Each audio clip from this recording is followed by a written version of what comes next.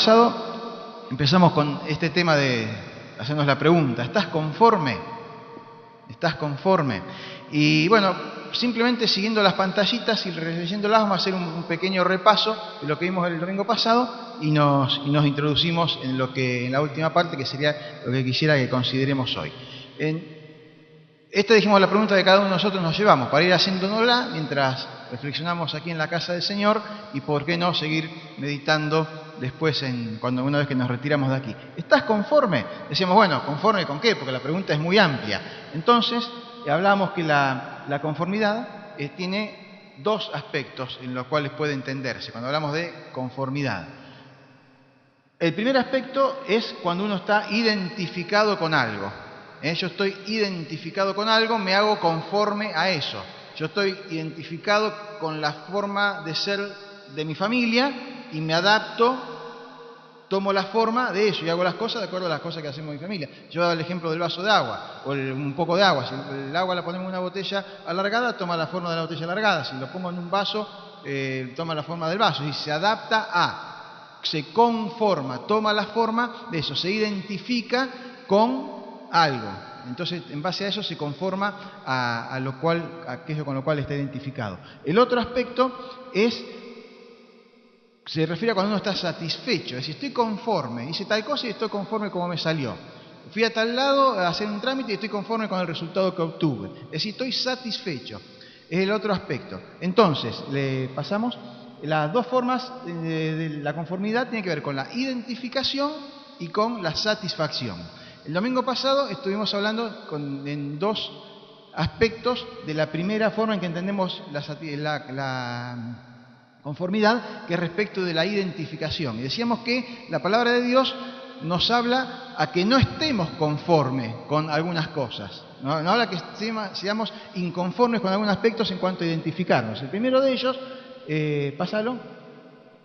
El primero de ellos, y basados en el texto bíblico de 1 Pedro 1,14, así con total claridad, el apóstol dice: como hijos obedientes, no se conformen, no tomen la forma, no se identifiquen a los deseos que antes tenían, que cada uno de nosotros teníamos antes, cuando estábamos en ignorancia de la voluntad y los propósitos de Dios.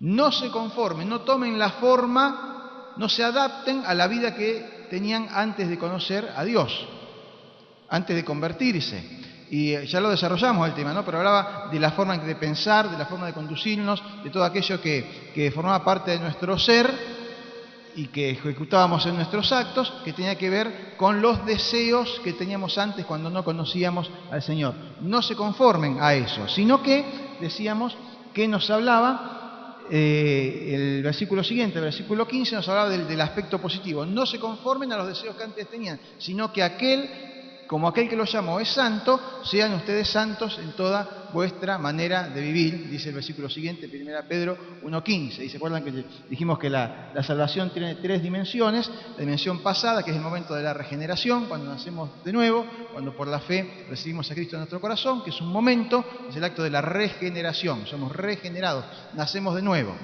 Tiene una dimensión futura, que es el de la glorificación, que ha de ser cuando estemos en la presencia del Señor, y tiene una dimensión presente que transcurre desde el momento en que recibimos al Señor en nuestro corazón hasta que partimos a la presencia del Señor, que es lo que la Biblia llama la santificación. Transitamos la dimensión presente de la salvación en el ámbito de la santificación. Esa santificación es la que se contrapone a los deseos que teníamos antes. Es decir, para no conformarnos, no tomar la forma, no identificarnos con la forma de vida anterior, debemos practicar lo que la Biblia llama la santificación, el obrar del Espíritu Santo en nuestras vidas. El otro aspecto de la conformidad como identificación, al cual nos dice la Biblia que no nos identifiquemos, basándonos allí en el texto de Romanos 12,2, que dice: no se conformen a este siglo, sino sean transformados por medio de la renovación de su entendimiento, para que comprueben cuál es la buena voluntad de Dios, agradable y perfecta. Decíamos que no debemos tomar la forma, no debemos adaptarnos, no debemos identificarnos al modo de vida del mundo. Ya no solo a lo que era nuestra vida personal antes de conocer al Señor, sino que tampoco debemos adaptarnos a la forma de vida del mundo. Si no podemos identificarnos como cristianos con un estilo de vida que se contrapone a lo que Dios quiere, sino que debíamos sobresalir no por el hecho de querer sobresalir por encima, sino distinguirnos, ¿no?, con nuestra forma de vida, que tiene que ser distinta a la que lleva el mundo. Y hoy entramos en el otro aspecto, entonces, esto a modo de repaso: no conformarnos a la vida que teníamos antes, no conformarnos al estilo de vida del mundo. Y también, entonces, y hoy entrando, como dice arriba, a la conformidad o el conformismo desde el punto de vista de las satisfacciones y de estar satisfechos con algo. Estoy conforme con esto, estoy conforme con aquello, estoy satisfecho con esta manera. La Biblia nos habla también respecto de esto. Y ahí les invito a que vayamos a Hebreos capítulo 1.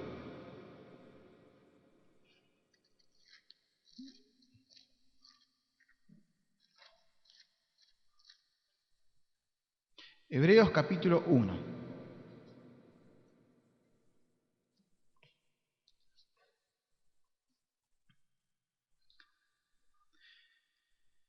Versículo 1 y la primera frasecita del versículo 2, que dice así: Dios, habiendo hablado muchas veces y de muchas maneras en otro tiempo a los padres por los profetas, en estos postreros días nos ha hablado por el Hijo.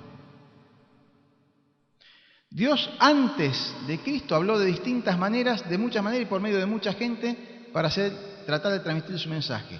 Pero en estos postreros días nos ha hablado directamente por el Hijo.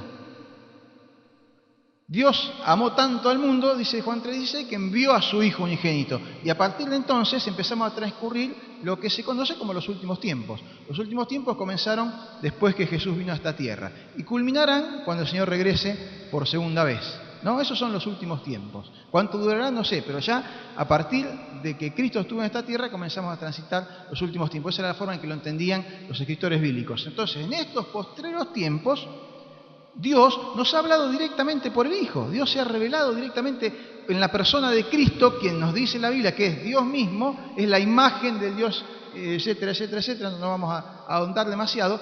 Y es el gran privilegio, el tremendo privilegio que tenemos los creyentes de la era de la gracia, que somos nosotros. La era de la gracia de Dios que se manifestó por medio de Jesucristo. Tenemos el tremendo privilegio de que Dios se ha manifestado directamente, en forma personal y directa, en la persona de su Hijo Jesucristo.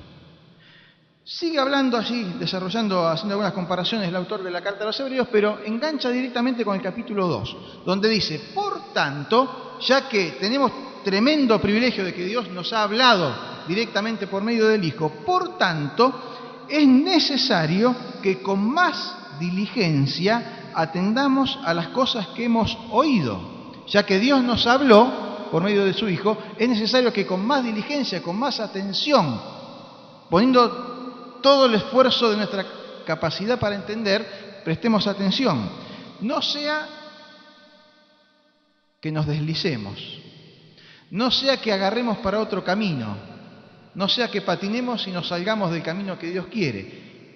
Porque si la palabra dicha por medio de los ángeles fue firme, y toda transgresión y desobediencia recibió justa retribución. Cuando habla de la palabra dicha por medio de los ángeles se refiere ya a la dada por Dios allí en el monte de Sinaí, porque dice allí, no vamos tampoco a extender demasiado en esto, que por medio de los ángeles Dios les otorgó los mandamientos, etcétera, etcétera. Eso está en otros textos bíblicos que no tenemos tiempo ahora de verlo, pero se refiere a eso, a la ley de Dios.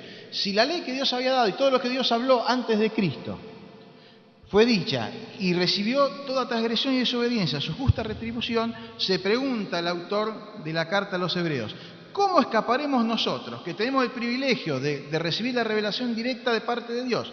¿Cómo escaparemos nosotros si descuidamos una salvación tan grande?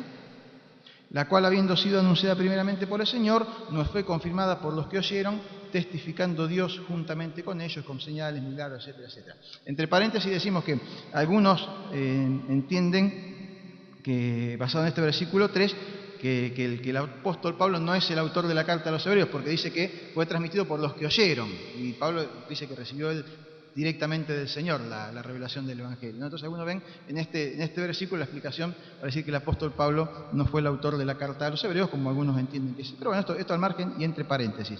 El núcleo de lo que estamos diciendo está en el versículo 3. ¿Cómo escaparemos nosotros si descuidamos una salvación tan grande?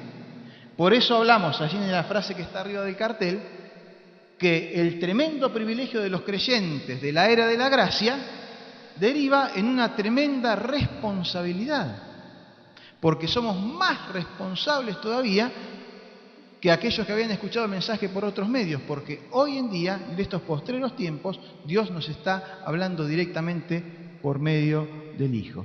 ¿Cómo escaparemos nosotros si descuidamos una salvación tan grande? ¿Estás conforme? ¿Estás satisfecho? La Biblia nos llama la atención. No descuidemos. Atendamos diligentemente a las cosas que hemos oído. Vamos a trasladarnos ahora a Filipenses capítulo 2. Aquí es un texto también que seguramente hemos leído muchas veces.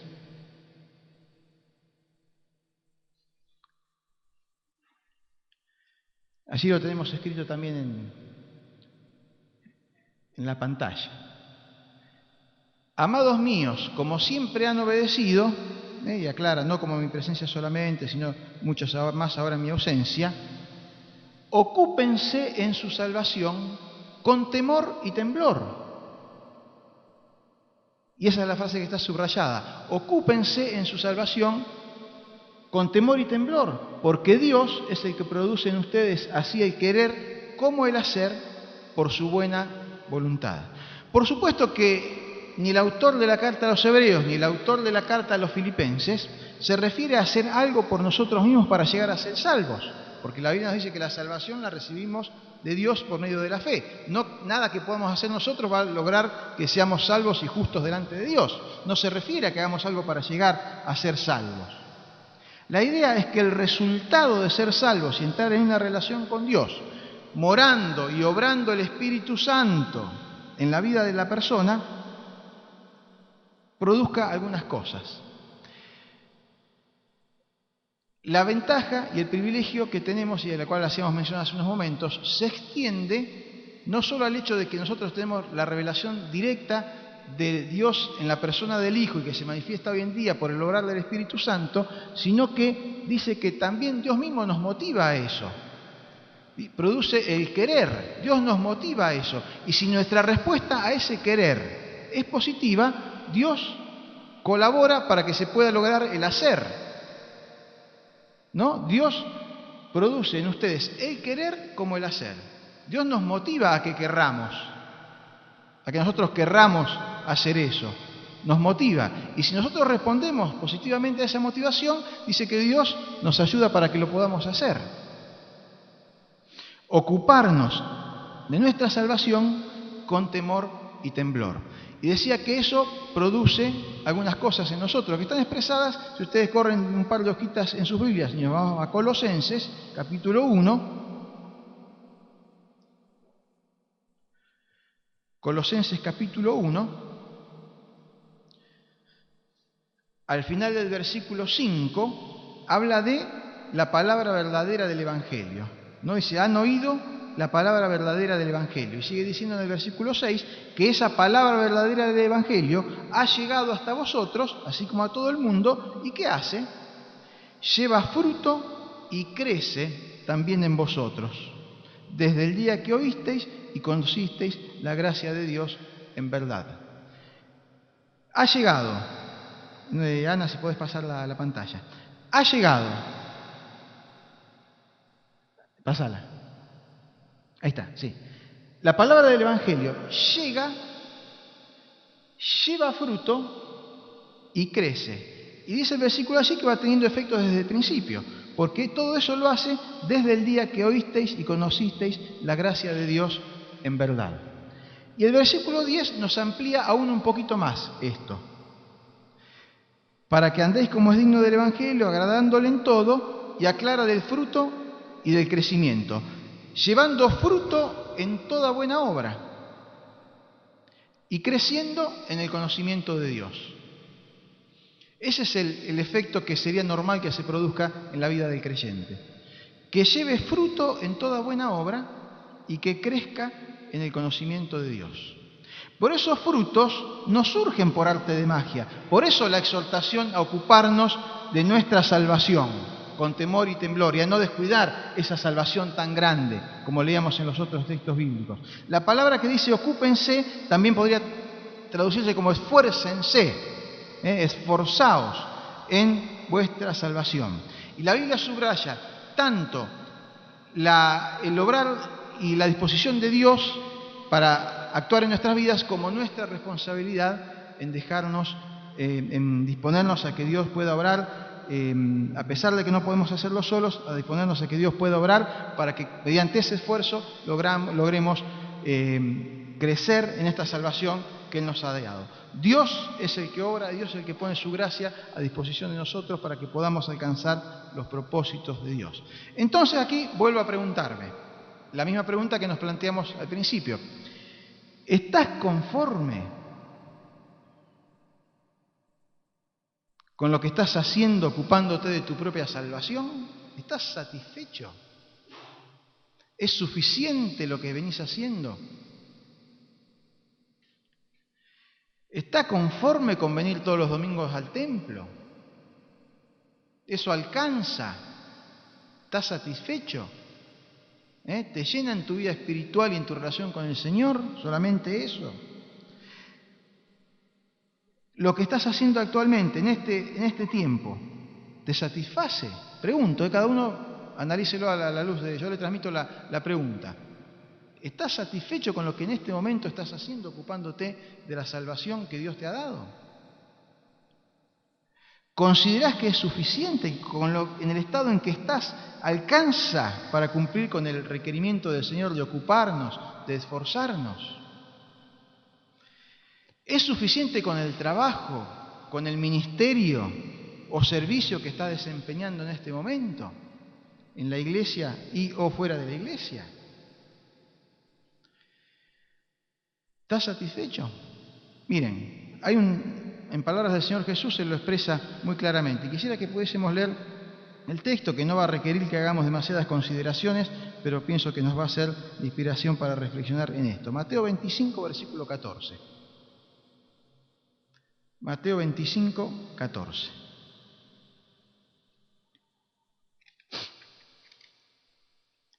La parábola de los talentos.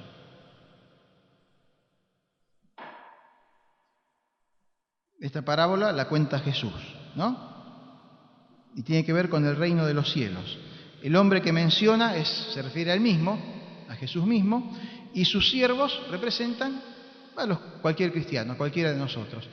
Con algunos nos identificaremos, que cada uno, que el Señor nos lleva a darnos cuenta con cuál de ellos estamos identificados. Dice así, versículo 14, porque el reino de los cielos es como un hombre que yéndose lejos, llamó a sus siervos y les entregó sus bienes. Jesús se fue lejos, se fue y nos llama a nosotros y nos entrega bienes.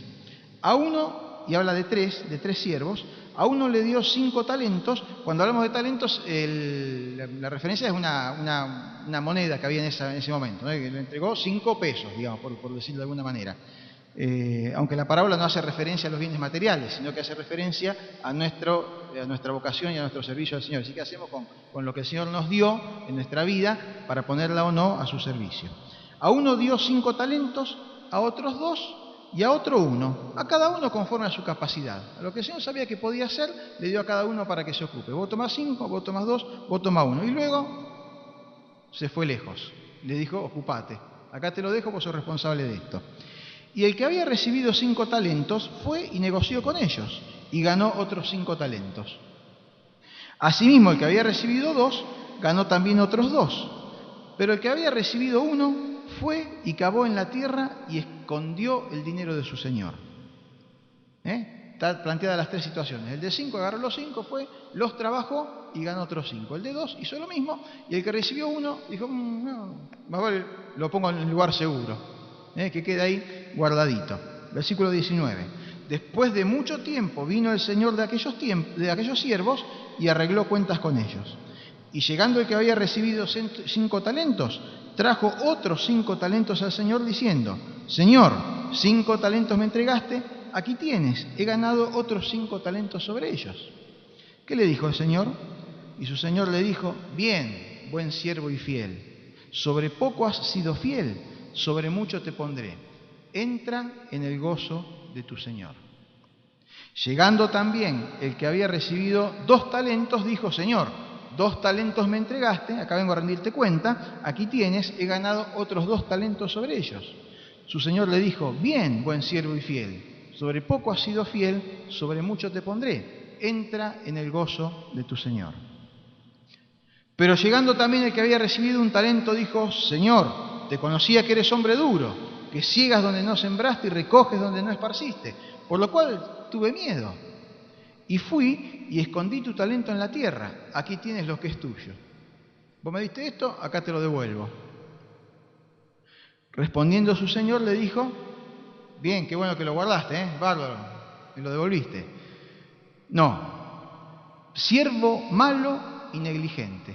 Al otro le había dicho: buen siervo y fiel. A este le dijo: siervo malo y negligente. Si sabías que ciego donde no sembré y que recojo donde no esparcí, por tanto debías haber, por lo menos, hubieras dado mi dinero a los banqueros, al venir yo hubiera recibido por lo menos los intereses, pero ni siquiera esa mínima motivación. Esa es la idea, ¿no? No solo que no te dedicaste a trabajar el talento que te di para que rindiera sus frutos, sino que fuiste totalmente desinteresado de la situación, porque al menos hubieras hecho algo, lo mínimo, pero no demostraste el menor interés. Lo recibiste, lo guardaste y esperaste que yo volviera. No te ocupaste para nada. Porque el otro eran excusas, eso de que era hombre duro, que siembra, que recoge, que esto, que lo otro, eran excusas. Pongámosle el nombre de la excusa que se nos ocurra. ¿Cuál fue la resolución? Versículo 28. Quitadle pues el talento y dadlo al que tiene 10 talentos, porque al que tiene le será dado y tendrá más, y el que no tiene, aún lo que tiene le será quitado. Y al siervo inútil, así como a los otros les dijo: entra en el gozo de tu Señor, al siervo inútil echad en las tinieblas de afuera, allí será el lloro y el crujir de dientes. Jesús utilizó una frase allí en Mateo 6:21, donde dijo que allí donde está tu tesoro, estará tu corazón. Allí donde está tu tesoro, estará tu corazón. Entonces, para redondear esta pregunta, ¿dónde está tu tesoro? O yendo al comienzo de nuestra charla, ¿estás conforme? ¿Estás conforme? Si pongámonos delante del Señor con sinceridad y digamos: lo que estoy haciendo ocupándome de mi salvación, ¿me satisface? ¿Estoy satisfecho con lo que estoy haciendo? ¿Es suficiente? ¿Es lo que Dios espera de mí? Y yo añadí una preguntita ahí para terminar. Pásame, por favor, Ana. Porque se me ocurrió, cuando había terminado de poner: ¿estás conforme? ¿Estás satisfecho? Y me vino la pregunta: ¿estará Dios satisfecho conmigo? Me surgió esa pregunta, por eso la añadí chiquitito ahí abajo y se las dejo, se las comparto. ¿Estoy conforme con lo que estoy haciendo? ¿Estoy satisfecho ocupándome de mi salvación? ¿O no me estoy ocupando mucho y corro el riesgo de deslizarme, como decía allí en Hebreos? Y finalmente me pregunto: ¿estará Dios conforme? ¿Estará Dios satisfecho con lo que yo estoy haciendo para Él? La palabra de Dios nos habla de que como cristianos no debemos conformarnos a la vida que llevábamos antes de Cristo, porque pone en duda nuestra real conversión. Si no cambiamos, nos habremos convertido. Nos habla que no debemos conformarnos al estilo de vida del mundo actual. ¿Se acuerdan que usamos esa palabra, esa calificación de tibios? Ni con el haber sido salvos por la gracia del Señor y nada más. El reino de Dios tiene sus derechos incontables y también tiene sus demandas, que son muy serias, porque Dios espera muchas cosas de nosotros. Y bueno, en la respuesta que cada uno de nosotros demos, si estamos conformes o no estamos conformes, si estamos conformados o no estamos conformados, va a ser un paso importante para avanzar en nuestra vida cristiana, ¿no? ¿Le estamos dando a Dios todo lo que estamos en condiciones de darle? Esa sería la pregunta para cerrar la reflexión de hoy, ¿no? ¿Le estamos dando al Señor todo lo que estamos en condiciones de darle, o estamos guardando parte allí bajo tierra? Y cuando el Señor venga decimos: Señor, mirá, esto me lo diste, pero estuve ocupado con otras cosas. Que el Señor nos bendiga, hermanos, en este tiempo en que deseamos, como siempre, servir al Señor, crecer en el trabajo a Él como iglesia, en este tiempo en que estamos también organizando el trabajo para los próximos meses y los próximos años, con la distribución de tareas y demás, que el Señor nos bendiga para que nuestra respuesta pueda ser: no, no estoy conforme, quiero hacer más para el Señor.